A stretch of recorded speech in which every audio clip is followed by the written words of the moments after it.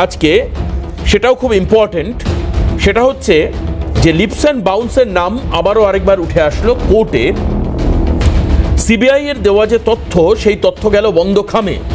আর সেই বন্ধ খামে আমরা শুনতে পাচ্ছি কোনো এক প্রভাবশালীর নাম উল্লেখ করে দিয়েছেন, যিনি এই পুরো নিয়োগ সংক্রান্ত দুর্নীতিতে টাকা পয়সা লেনদেনের মাথা ছিলেন, হেড অফ টোটাল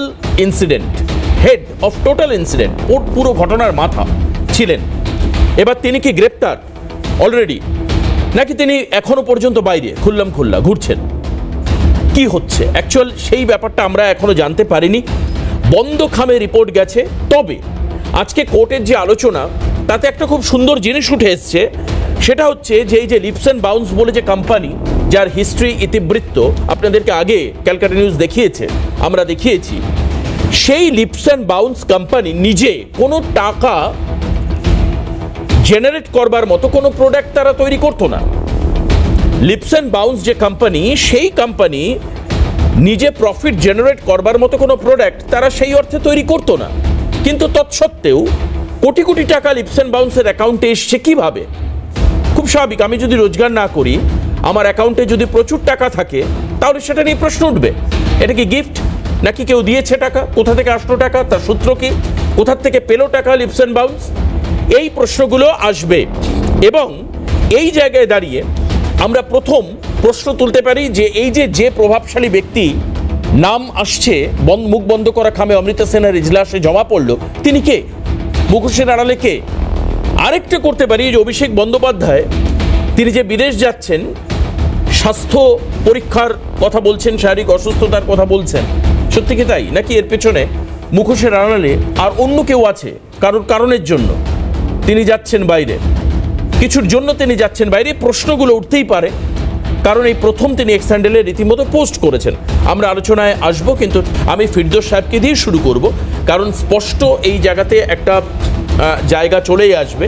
কারণ আজকে যেভাবে এই জায়গাগুলো সামনে আসলো ফিরদৌস সাহেব, এক হচ্ছে ইডি সিবিআই এর ক্ষিপ্রতা এবং তদন্তের প্রমিনেন্সি বা প্রিসাইজনেস নিয়েও প্রশ্ন এসছে এক। দ্বিতীয়ত, লিপস অ্যান্ড বাউন্স নিজে কোনো টাকা জেনারেট করতো না, বাইরে থেকে আসতো টাকা। এই যে প্রসঙ্গ উল্লেখ হলো আজকে কোর্টে, এবং সঙ্গে সিবিআই বলল বন্ধ খামে একজন অত্যন্ত প্রভাবশালীর নাম রয়েছে, ইডি তথ্য দিয়েছে এবং তার উপরে সিবিআই তদন্ত করেছে। 30শে জুলাই পরবর্তী শুনানি। কোন দিকে যাচ্ছে এই মামলা ফিরদৌস সাহেব? দেখুন, এই যে গোটা রাজ্যব্যাপী শিক্ষক, শিক্ষাকর্মী সহ অন্যান্য নিয়োগে দুর্নীতি হয়েছে, এবং আপনারা নিশ্চিতভাবেই জানেন এই মামলাতেই মিউনিসিপ্যালিটিগুলোতেও যে নিয়োগে দুর্নীতি হয়েছে এবং সেই নিয়োগ দুর্নীতির তদন্ত সিবিআই করছে।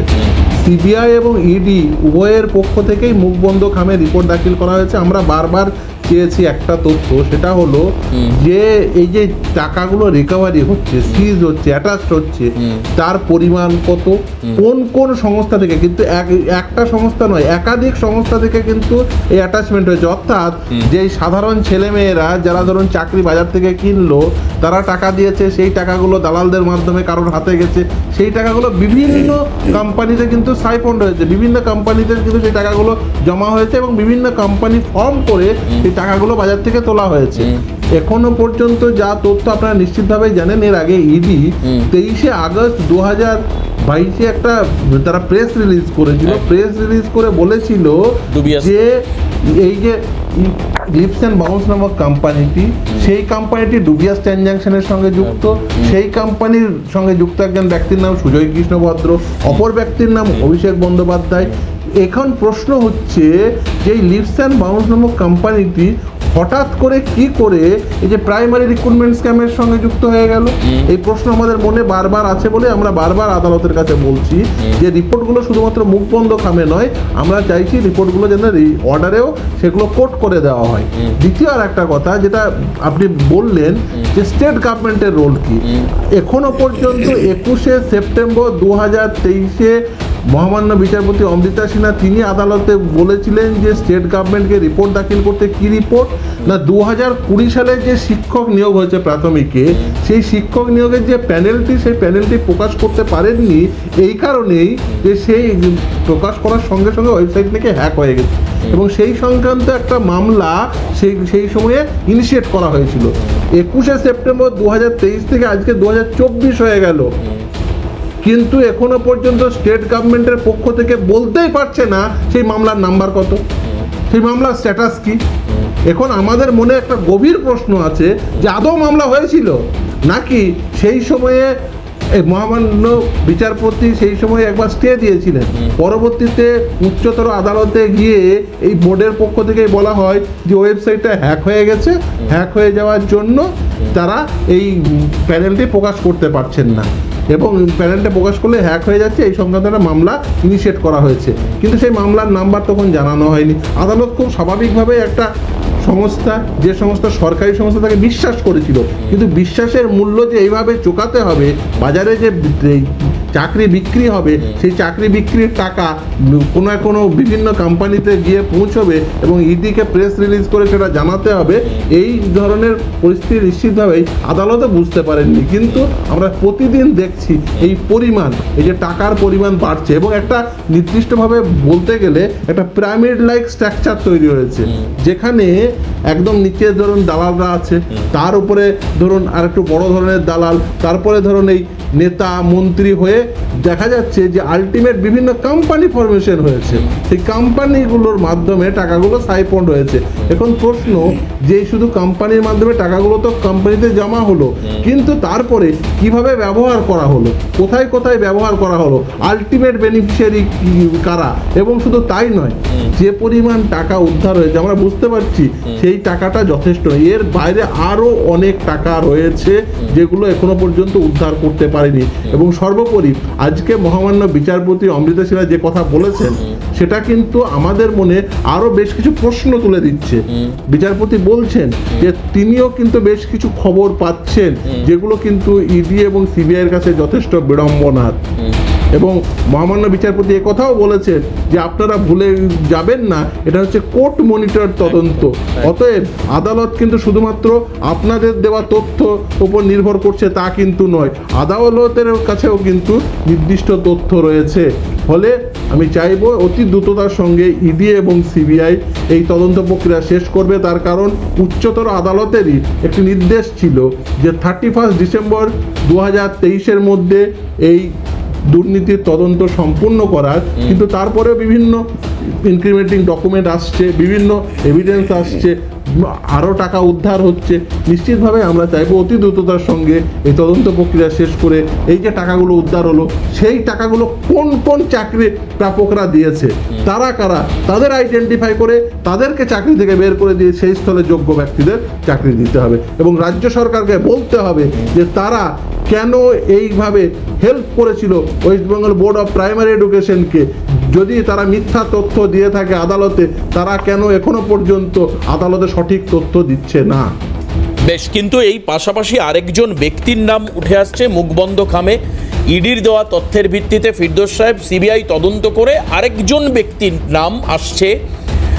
এখন মানুষের কাছে প্রশ্ন কিংপিন কে, কারণ মেন যেটা সারা বাংলার মানুষ মুখ্যত যেটা জানতে চাইছেন সেটা হচ্ছে এর মাথায় কে রয়েছেন। তিনি কি পার্থ চট্টোপাধ্যায় নাকি অন্য কেউ? এই সংশয় বহু মানুষ তাদের আমাদের সোশ্যাল মিডিয়াতে তারা কমেন্ট করছেন যে তাহলে কি কিংপিন পার্থ নাকি অন্য কেউ? এই জায়গাটা আমি একটু ক্লিয়ার হতে চাইবো আপনার থেকে। না, আমাকে 1 মিনিট বলতে দেবেন, তাহলে আমি বিষয়টি পরিষ্কার করি। আমি মনে করি না যে এই যে পিরামিড লাইক স্ট্রাকচার তৈরি হয়েছে এই যে নিয়োগ দুর্নীতির, সেখানে সর্বোচ্চ বিন্দুতে পার্থ চট্টোপাধ্যায় অবস্থান করছেন। পার্থ চট্টোপাধ্যায় বলতে পারেন একটা মিড লেভেলে অবস্থান করা একজন ব্যক্তি, এই নিশ্চিতভাবে এর উপরেও পার্থ চট্টোপাধ্যায়ের উপরেও আছে, পার্থ চট্টোপাধ্যায়ের নিচেও আছে। এই পিরামিডের মধ্যস্থলে হয়তো বা পার্থ চট্টোপাধ্যায়ের অবস্থান, কিন্তু ফিরদৌস সাহেব নিশ্চিতভাবে মাথাগুলো রয়েছে, এখনো পর্যন্ত মাথাগুলো জেলের বাইরে আছে এবং আমাদেরকে অতি দ্রুততার সঙ্গে সেই মাথাগুলোকে ধরতে হবে। এবং আজকে যে কথা মহামান্য বিচারপতি বলেছেন, যে সে কথাটি কিন্তু অত্যন্ত অ্যালার্মিং। তদন্তকারী সংস্থার যে ভূমিকা, সেই ভূমিকা সংক্রান্ত বিষয়ে মহামান্য বিচারপতি যে কথা বলেছেন সেটা অত্যন্ত অ্যালার্মিং।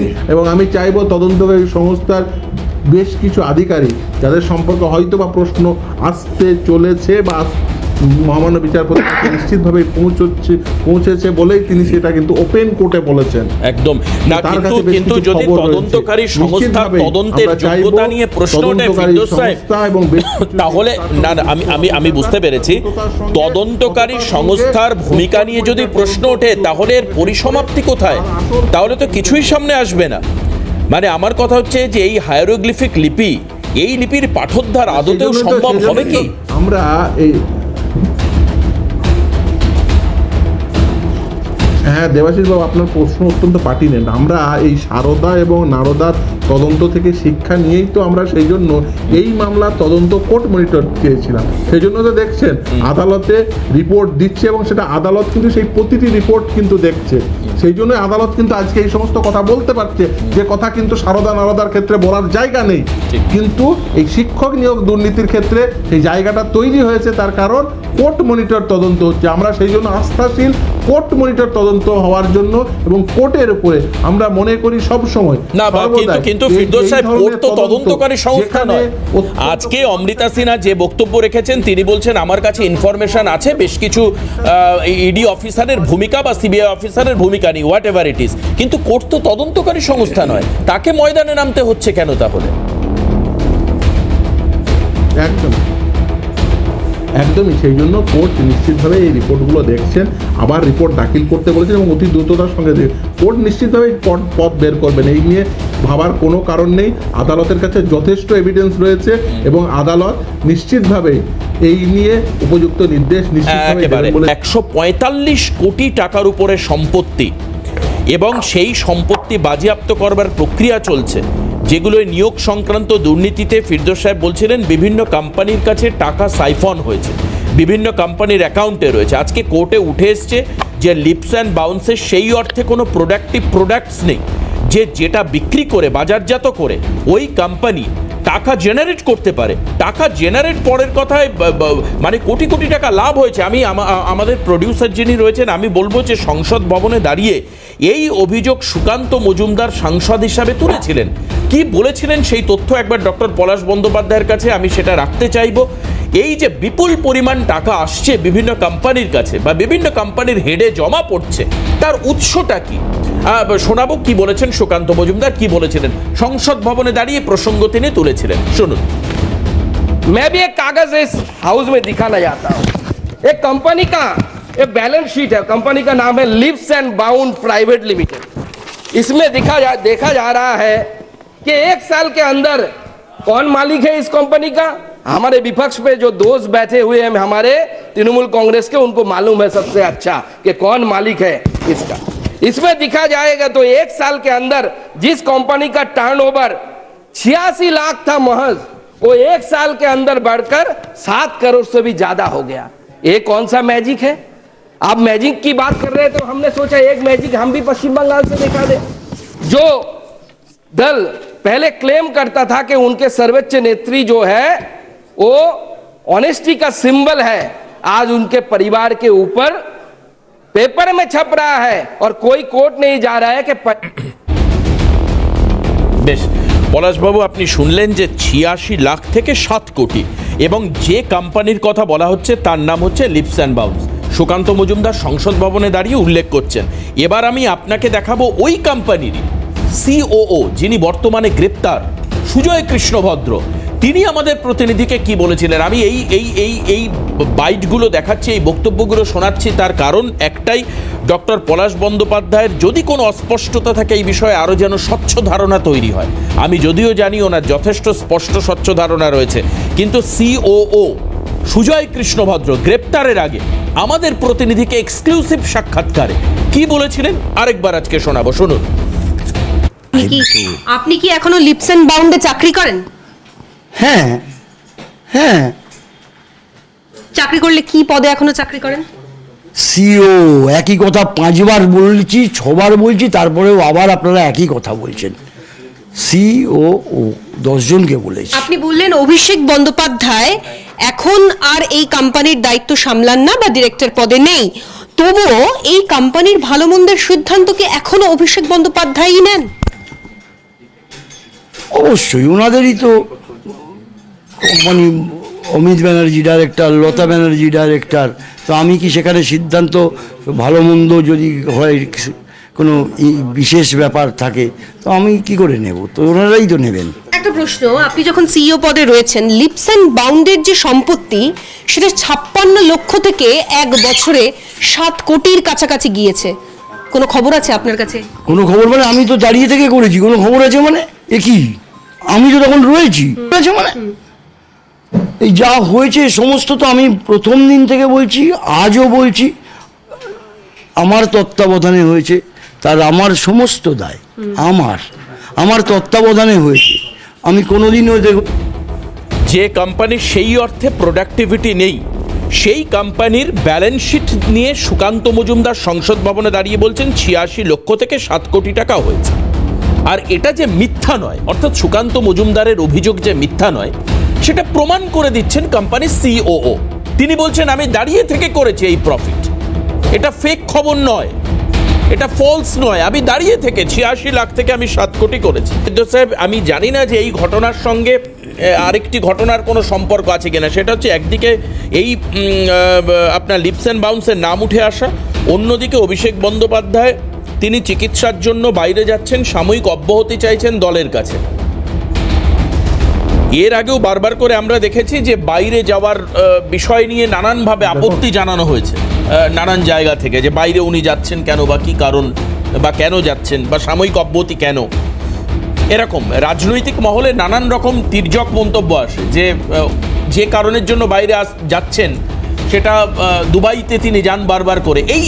এই ব্যাপারগুলো, এগুলো নিয়ে পরবর্তীকালে কি কোর্টের নির্দেশ আসতে পারে কোনোভাবে, যে যাতে আরও বেশি নিখুঁতভাবে তদন্তকে এগিয়ে নিয়ে যাওয়া যায়? এবং আরেকটা জায়গা আমি জিজ্ঞেস করব, যেটা হচ্ছে সুজয় কৃষ্ণ ভদ্রের ভয়েস স্যাম্পেল পাওয়া গেছে, সেই ভয়েস স্যাম্পেল মিলেছে বলেও আমাদের কাছে খবর আছে। এরপরেও তাহলে তদন্তের ধীরতা কি কারণের জন্য?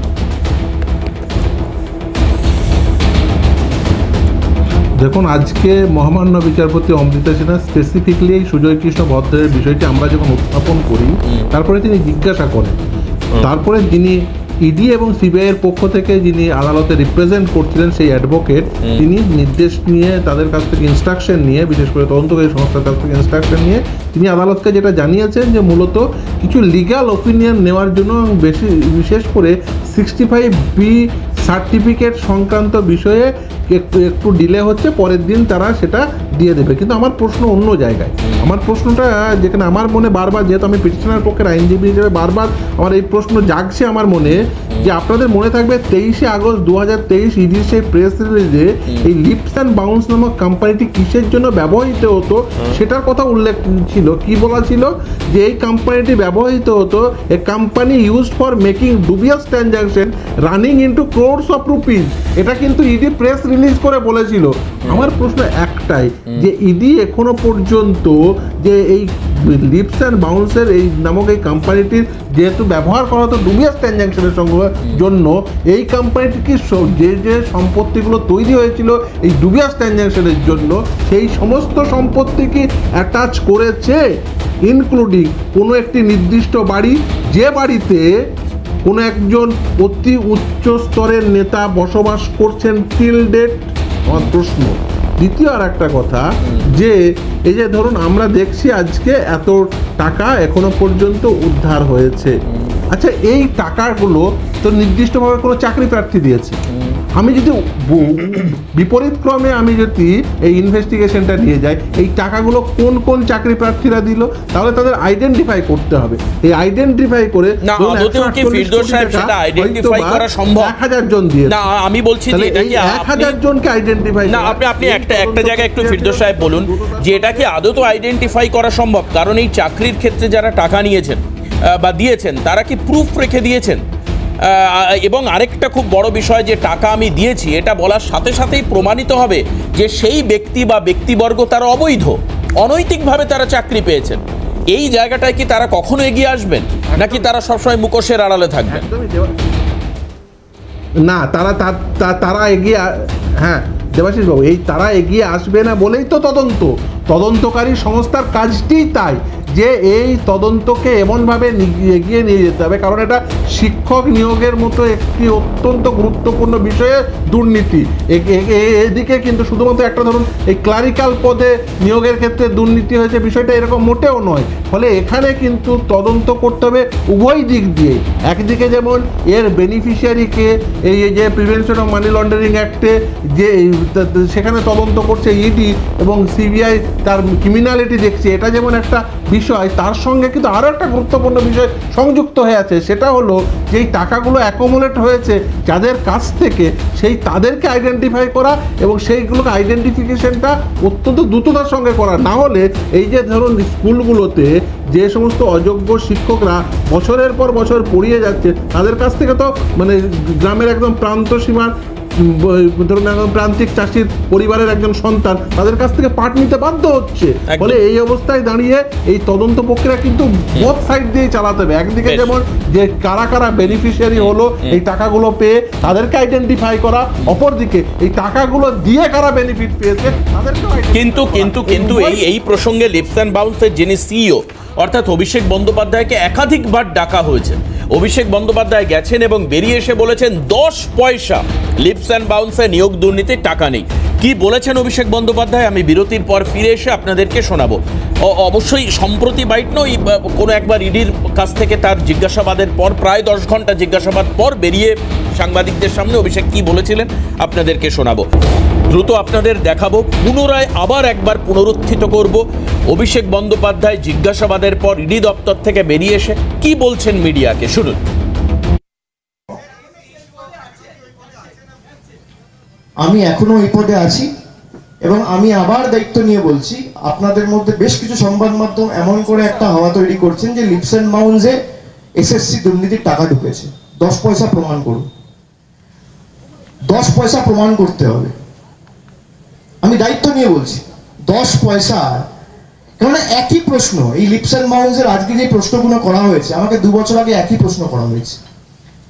একই প্রশ্ন আপনি কয়লা দুর্নীতিতে করছেন, একই পুরো অংশটা শোনালাম না, হাতে সময় কম।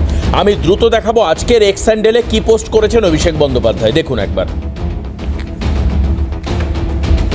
দেখুন, গত বছর এই সময় আমি নবজোয়ার যাত্রায় অংশগ্রহণ করবার সুযোগ পেয়েছিলাম। পশ্চিমবঙ্গের বিভিন্ন প্রান্তে গিয়ে মানুষের কি সমস্যা এবং চ্যালেঞ্জের মুখোমুখি হয়েছেন তা বোঝার চেষ্টা করেছি। ক্রমবর্ধমান মূল্যবৃদ্ধি, 100 দিনের কাজে কেন্দ্র টাকা বন্ধ করে দেওয়া, তা আমাকে নাড়িয়ে দিয়েছিল। কেন্দ্র রাজ্য সংঘাতে বাংলার মানুষ তাদের আবাসের অধিকার থেকে বঞ্চিত। তৃণমূল প্রতিশ্রুতিবদ্ধ ডিসেম্বরের মধ্যে তা পূরণ করা হবে, তা যাতে নিশ্চিত হয় সে ব্যাপারে মুখ্যমন্ত্রী মমতা বন্দ্যোপাধ্যায়কে অনুরোধ করব। রাজ্য সরকার তার দায়িত্ব পালন করবে। চিকিৎসার জন্য আমি সংগঠন থেকে সংক্ষিপ্ত বিরতি নেব। এই সময় সাধারণ